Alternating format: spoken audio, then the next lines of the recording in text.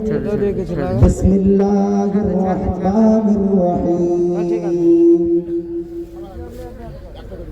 ظہر الفساد فی البر والبحر بما کسبت ایدی الناس وقال النبی صلی اللہ تعالی علیہ وسلم كن في الدنيا كأنك غريب أو عابر سبيل رب اشرح لي صدري ويسر لي أمري واحلل عقدة من لساني يفقهوا قولي اللهم رب زدني علما آمين خواب غفلت میں سوئے ہوئے مومنو خواب غفلت میں سوئے ہوئے مومنو عیش عشرت بڑھانے سے کیا فائدہ آنکھ کھولو اٹھو یاد رب کو کرو عمر یوں ہی گنوانے سے کیا فائدہ خواب غفلت میں سوئے ہوئے مومنو عیش عشرت بڑھانے سے کیا فائدہ اپنے رب کو جوانی میں بھولا ہے تو اپنے رب کو جوانی میں بھولا ہے تو اور طاقت کے بل پہ پھولا ہے تو جب جوانی ڈھلے گی تو پچھتائے گا جب جوانی ڈھلے گی تو پچھتائے گا یوں رونے رلانے سے کیا فائدہ آنکھ کھولو اٹھو یاد رب کو کرو عمر یوں ہی گنوانے سے کیا فائدہ خواب غفلت میں سوئے ہوئے مومنو عیش عشرت بڑھانے سے کیا فائدہ تھا حکومت کا فرعون کو بھی نشہ تھا حکومت کا فرعون کو بھی نشہ ظلم پہ ظلم خلقت کرتا رہا جب سمندر میں ڈوبا تو کہنے لگا جب سمندر میں ڈوبا تو کہنے لگا کہ اس حکومت کو پانے سے کیا فائدہ آنکھ کھولو اٹھو یاد رب کو کرو عمر یوں ہی گنوانے سے کیا فائدہ خواب غفلت میں سوئے ہوئے مومنو عیش عشرت بڑھانے سے کیا فائدہ اسٹیج پر علماء کرام سامنے بیٹھی ہوئی اسلامی بزرگوں نوجوان دوستوں پردے کے اندر بیٹھی ہوئی اسلامی خواتین پیاری ماں و بہنوں معزز سامعین کرام میں نے سوچا تھا کہ کچھ موضوع پر بیان کروں لوگ بہت کم ہیں اور جو بھی بیٹھے ہوئے ہیں سارے نوجوان ہیں میں چاہتا ہوں کہ نوجوانوں کے بارے میں کچھ باتیں کچھ پیغام کچھ اہم میسیج ہو جائے معزز سامعین کرام آج ہمارے معاشرے کے اندر جو بگاڑ نظر آ رہا ہے ہمارا معاشرہ ہمارا سماج ہماری سوسائٹی کے اندر بڑی تیزی کے ساتھ بدکاری زناکاری بے حیائی چغلخوری غیبت وہ تمام برائیاں چرم سیما پر ہیں اگر آپ اپنے گاؤں سے اپنی بستی سے اپنا معاشرہ سے اگر یہ برائیاں روکنا چاہتے ہیں اگر پاک و صاف کرنا چاہتے ہیں تو معاشرے کے اندر رہنے والے نوجوانوں کی سب سے پہلی اصلاح کی جائے اگر یہ نوجوان سدھر جائے اپنے اندر چینجنگ لائے اپنے اندر تبدیلی لائے اپنے اندر پریورتن لائے، اگر یہ اپنے آپ کو قرآن و حدیث کے مطابق پر زندگی گزارنے لگے تو انشاءاللہ تعالی آپ کا معاشرہ و سماج بالکل صحیح راہ پر آ جائے گا۔ اگر یہ نوجوان سماج کے اندر رہنے والے نوجوان بگڑ جائے، اگر یہ جواری بن جائے، گندی چیز دیکھنے کے عادی بن جائے، شرابی بن جائے، جواری بن جائے، اگر یہ بگڑ جائے تو رب کعبہ کی قسم ہے آپ کا معاشرہ، آپ کا سماج کو تباہ ہونے سے، برباد ہونے سے دنیا کی کوئی طاقت نہیں ہو سکتی۔ تو سب سے پہلے نوجوانوں سے کہنا چاہوں گا کہ اے جوانوں، آج ہمارے اور آپ کے پاس جو جوانی ہے، اللہ نے ہمیں جو جوانی دی ہے، جو طاقت دی ہے، آج ہم اپنی جوانی کا صحیح استعمال کریں۔ آج ہم اپنی جوانی کو فری فائر کھیلنے میں، پب جی کھیلنے میں، شراب پینے میں، فیس بک واٹس ایپ چلانے میں ہم اپنی جوانی کو برباد کر دیتے ہیں، تباہ کر دیتے ہیں۔ اللہ تعالیٰ کی طرف سے یہ جو ہمارے پاس اور آپ کے پاس جو جوانی ہے، یہ اللہ تعالیٰ کی طرف سے بہت بڑی نعمت ہے اور امانت ہے۔ میں چاہتا ہوں کہ آپ کے سامنے کچھ حدیثیں آپ پڑھ دو۔ اے جوانوں، اے دنیا کے اندر اپنی جوانی کو تباہ کر دینے والوں، برباد کر دینے والوں، ذرا سنو۔ اللہ کے نبی صلی اللہ تعالیٰ علیہ وسلم بیان فرماتے ہیں، اے دنیا کے اندر رہنے والوں ذرا غور کر کے سننا۔ اللہ کے نبی صلی اللہ علیہ وسلم فرماتے ہیں، سبعۃ یظلھم اللہ فی ظلہ یوم لا ظل الا ظلہ۔ قیامت کے روز اللہ تعالیٰ 7 پرکار کے لوگوں کو، 7 طرح کے لوگوں کو، 7 قسم کے لوگوں کو سورج کی گرمی سے بچا کر اپنے عرش کے سائے تلے جگہ فرمائے گا۔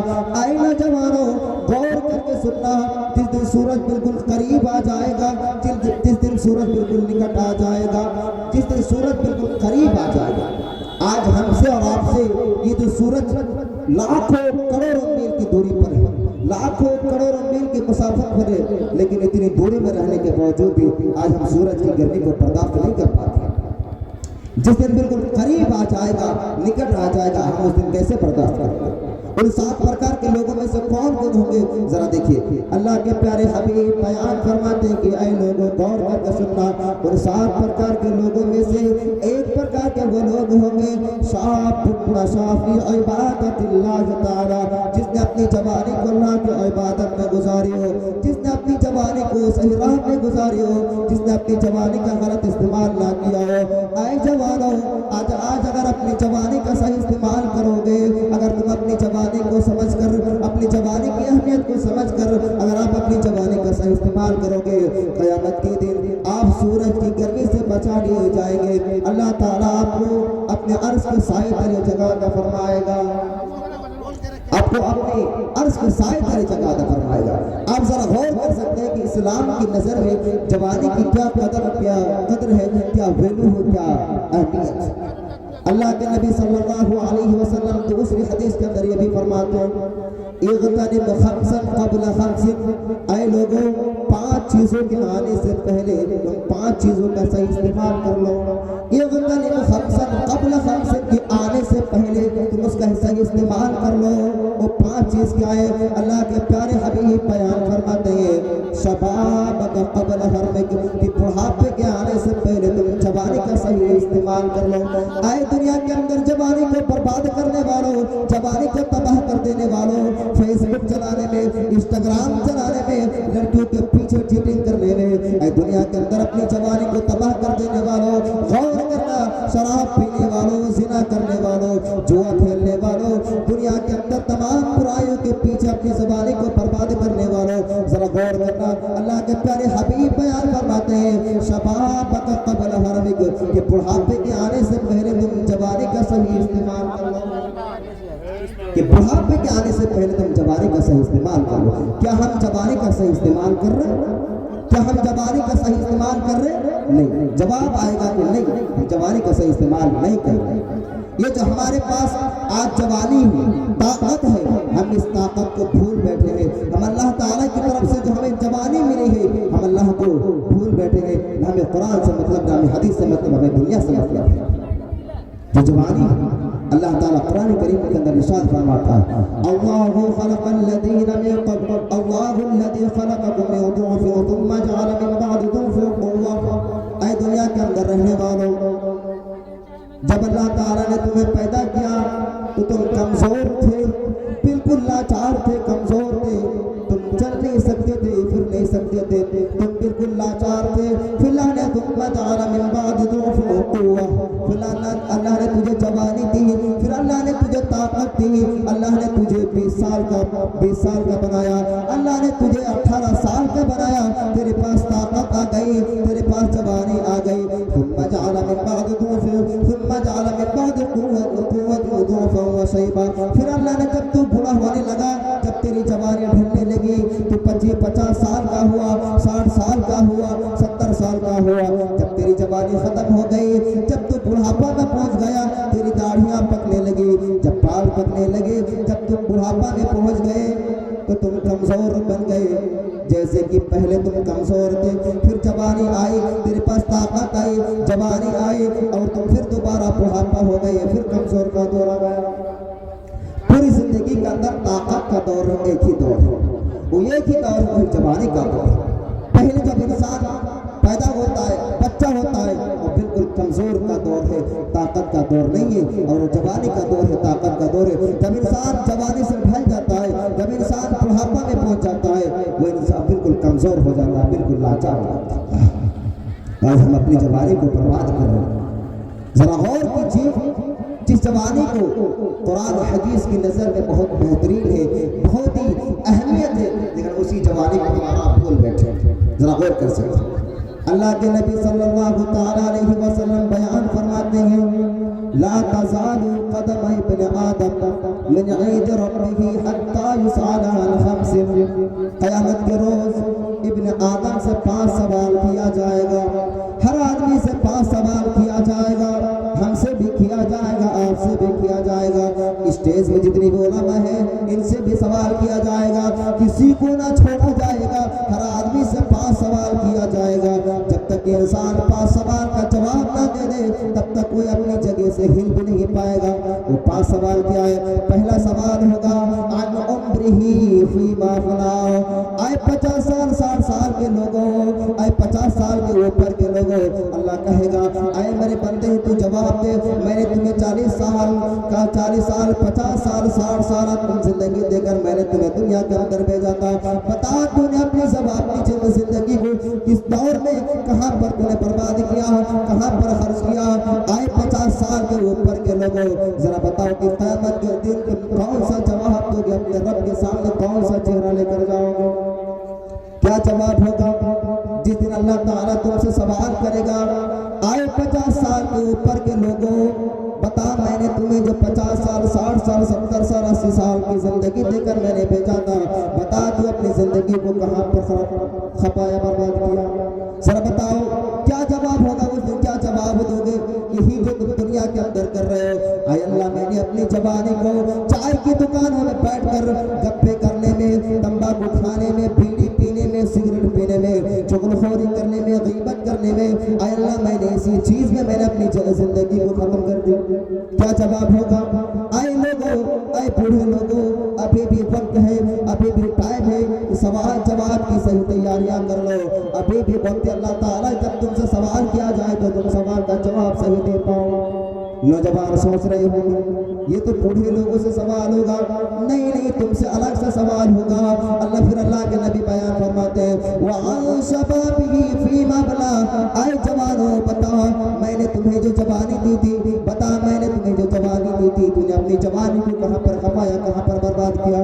اے جوانوں بتاؤ، جب اللہ تعالیٰ تم سے سوال کرے گا کہ اے جوانوں بتا میں نے تمہیں جو جوانی دی تھی، میں نے تمہیں جو 18 سال 20 سال 25 سال کی عمر دی تھی، بتا تو نے اپنی عمر کو کہاں پر خرچ کیا؟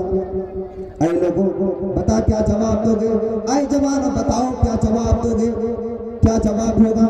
آج تو تم اپنی مسجد کا جائزہ نہیں لیتے ہو، تم کبھی مسجد نہیں جاتے ہو، ہفتے میں 1 دن صرف جمعہ کے دن پہنچتے ہو، 7 دن 6 دن غائب رہتا ہے، ہفتے میں صرف 1 دن تم مسجد کے اندر پہنچ جاتے ہو۔ بتاؤ قیامت کے دن کیا جواب دو گے؟ یہی جو تم دنیا کے اندر کر رہے ہو، اے اللہ میں نے اپنی جوانی کو بیڑی پینے میں، سگریٹ پینے میں، تمباکو کھانے میں، زنا کرنے میں، چوری کرنے میں، تمام برائیوں کے پیچھے پڑنے میں، فیس بک چلانے میں، واٹس ایپ چلانے میں، انسٹاگرام چلانے میں، لڑکیوں کے پیچھے چیٹنگ کرنے میں، اے اللہ میں نے اسی چیز میں اپنی جوانی کو ختم کر دی، برباد کر دی۔ اے جوانوں، ابھی بھی وقت ہے، ابھی بھی ٹائم ہے، تم جواب کی صحیح تیاریاں کر لو، صحیح تیاریاں کر لو۔ جب تم سے سوال کیا جائے تو تم سوال کا جواب صحیح دو۔ تیسرا سوال کیا ہوگا؟ وَمَالِهِ مِنْ أَيْنَ اكْتَسَبَهُ وَفِيمَا أَنْفَقَهُ۔ اے میرے بندے تو یہ بھی جواب دے، جو تو نے مال کمایا ہے وہ مال کہاں سے کمایا ہے؟ کہیں ایسا تو نہیں ہے کہ وہ حرام کا مال ہے، کہیں ایسا تو نہیں ہے تو نے ایک دوسرے کی زمین و جائیداد چھینی ہے، کہیں ایسا تو نہیں ہے کہ تو نے جوا کھیلا ہے، کہیں ایسا تو نہیں ہے کہ تو نے ایک دوسرے کا حق مارا ہے۔ اے میرے بندے تو جواب دے کہ تو نے جو مال کمایا ہے، جو دولت کمائی ہے، وہ کہاں سے کمایا ہے؟ کیا جواب ہوگا؟ کیا جواب ہوگا اس دن جو تم جب اللہ تعالیٰ تم سے سوال کرے گا کہ اے میرے بندے جو تو نے مال کمایا ہے وہ کہاں سے کمایا؟ ذرا مجھے جواب۔ اور چوتھا سوال ہوگا وَفِيمَا أَنْفَقَهُ۔ اے میرے بندے یہ بھی نہیں جو تو نے مال کمایا ہے اس مال کو کہاں پر خرچ کیا، کہاں پر برباد کیا، کہاں پر تباہ کیا؟ یہ بھی جواب دو کہ کہاں پر تو نے اپنے پیسے کو خرچ کیا۔ ذرا بتا، جس دن سوال کیا جائے گا اور لاسٹ میں سوال کیا جائے گا وَمَاذَا عَمِلَ فِيمَا عَلِمَ۔ اے میرے بندے یہ بھی جواب دے تو نے جو علم حاصل کیا ہے وہ علم خود کتنا عمل کیا اور دوسروں تک کتنا پہنچایا۔ یہ جن کے پاس جانکاری ہے، قرآن حدیث کی جانکاریاں ہیں، وہ جاننے کے باوجود بھی اگر اس کے پاس علم ہے، علم رہنے کے باوجود بھی اگر وہ غلط راستے پر ہے، اگر وہ غلط راستے پر چلے جائے، اس کو بھی قیامت کے دن جواب دینا پڑے گا کہ اے میرے بندے تو جواب دے تو نے جو علم حاصل کیا ہے خود کتنا عمل کیا، دوسروں تک کتنا پہنچا۔ ذرا بتا، یہ دنیا میں ہمارا کا تماشا بنا رکھے ہیں، دنیا کے اندر مال مال مال مال دنیا ہاتھ میں آ جائے، ہمیں اللہ سے کوئی مطلب نہیں، ہمیں تو قرآن حدیث سے کوئی مطلب نہیں، ہمیں تو دنیا سے مطلب ہے، دنیا ہاتھ میں آ جائے، دنیا حاصل کرنے میں آ جائے۔ لوگوں سے کہا جائے کہ چلو بھائی نماز پڑھو، اذان ہو رہی ہے، مؤذن چیخ کا اذان دے رہا ہے، حی علی الصلاۃ حی علی الفلاح، یہ آؤ کامیابی کی طرف، آؤ بھلائی کی طرف، مؤذن چیخ کا اذان دے رہا ہے، لوگوں کی زبان سے باتیں نکل رہی ہے کہ آپ بھی کیا سوال کرتے ہیں، ابھی ہم جوان ہیں، ابھی میرے پاس عمر باقی ہے، ابھی جب بوڑھا ہو جاؤں گا تب نماز پڑھوں گا، تب دکھا جائے گا، جب مرنے کا وقت آ جائے گا تب دکھا جائے گا۔ یہ لوگوں کی سوچ ہے کہ جب میں بوڑھا ہو جاؤں گا تب دکھا جائے گا۔